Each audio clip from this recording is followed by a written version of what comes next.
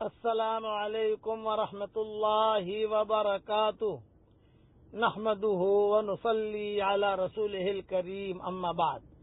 آج کا سبق سن لیجئے۔ آج کے سبق کی سرخی ہے حضور صلی اللہ علیہ وسلم کی سیرت، پارٹ نمبر 161۔ اب آپ جلدی کر رہے تھے، کبھی ہمیں جلدی نکلنا چاہیے۔ اب گھر میں گھریلو میٹر جو ہوئی وہ یہ کہ حضرت سودا مکہ میں ہے، حضرت فاطمہ مکہ میں ہے، باقی بچیاں تو روانہ ہو گئی ہیں، ان کا کیا کرنا؟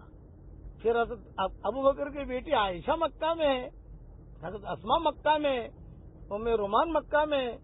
تو حضور صلی اللہ علیہ وسلم نے صدیق اکبر سے کہا کہ ہم تو جو ہے ہنگامی حالت میں نکل رہے ہیں یہاں مکہ سے، لیکن اپنے گھر والوں کا کیا کرنا؟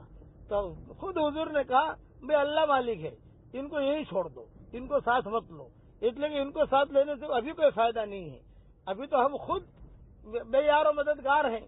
اس لیے حضرت سودا، حضرت فاطمہ، حضرت عائشہ، حضرت اسماء اور یہ حضرت علی، ان کو سب کو حضور نے چھوڑا اور یہ طے کیا کہ ہم دونوں نکلیں، لیکن کوئی رہبر ہونا چاہیے۔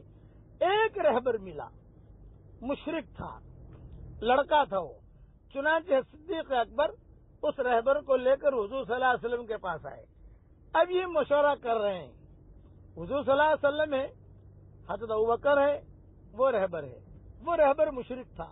اسی لیے علماء نے لکھا ہے کہ حضور نے اپنی رہبری کے لیے مشرک لیا۔ اگر حضور مشرک کو نہ لیتے تو کسی بھی ٹیکسی میں جو ٹیکسی ڈرائیور کافر ہوتا آدمی بیٹھ نہیں سکتا تھا، بلکہ کوئی ہوائی جہاز چلانے والا مسلمان ہی ہونا چاہیے تو مسلمان بیٹھتا، لیکن حضور نے یہ سفر میں مشرک کو لیا ساتھ، اور لوگ پوچھتے تھے کہ یہ کون ہے؟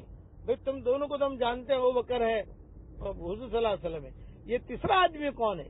صاحب ایک جملہ کہتے تھے، دلیل یدلنی، یہ رہبر ہے جو میری رہبری کرتا ہے، بس یہ حضور اتنا جملہ کہتے تھے۔ اب ان تینوں کا آپس میں مشورہ ہوا۔ آپ نے پوچھا بھی کتنا پیسہ لوگے؟ اس نے کہا اتنا پیسہ لوں گا۔ آپ نے فرمایا کہ پھر میں جو ہے یعنی یہ چاہتا ہوں کہ عام راستے سے مجھے مدینہ مت پہنچاؤ، آپ ایسے اندر پہاڑیوں کے راستے سے پہنچاؤ کہ مشرکین مکہ ہمیں ڈھونڈ نہ سکے۔ اس نے کہا کہ ٹھیک ہے، میں اندر کے راستوں کو بھی جانتا ہوں اور مشرکین مکہ آپ تک پہنچ نہیں سکیں گے، اور میں اتنے پیسے لوں گا۔ سب باتیں طے ہو گئی۔ اب جو ہے وہ رہبر نے ایک شرط رکھی، وہ لڑکا جو تھا اس نے یہ کہا کہ میں آپ کو مدینہ منورہ اندر والے راستے سے پہنچاؤں گا، لیکن ایک شرط ہے، بیچ میں 2 ڈاکو آتے ہیں اور وہ 2 ڈاکو 2 غاروں میں ہوتے ہیں، کوئی بھی گزرتا ہے تو اس کو قتل کر دیتے ہیں، پیسہ لے لیتے ہیں۔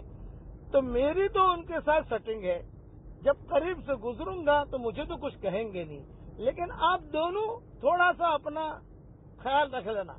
15 منٹ واکنگ ڈسٹینس ہے، میری تو سیٹنگ ہے، مجھے کچھ بولیں گے نہیں، لیکن آپ کو وہ لوگ کچھ نہ کچھ کر سکتے ہیں، مال لے سکتے ہیں، قتل کر سکتے ہیں، اس لیے آپ کا وہ رسک ہے، اتنا آپ سنبھال لینا۔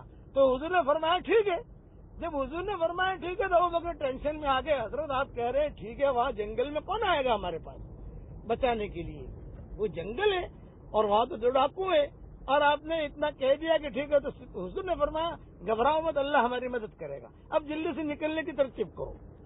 اب حضور صلی اللہ علیہ وسلم دن نکلنے کی ترتیب کی تو آپ کے مکان میں قریش کی امانتیں رہتی تھی۔ اپنے گھر میں حضور صلی اللہ علیہ وسلم نے، اب قریش نے طے کیا کہ کل صبح حضور کے گھر کے باہر کھڑا ہونا ہے، اور جو بھی نکلے، حضور صلی اللہ علیہ وسلم نکلے تو نکلتے ہی قتل کرنا ہے، یہ انہوں نے فیصلہ کیا۔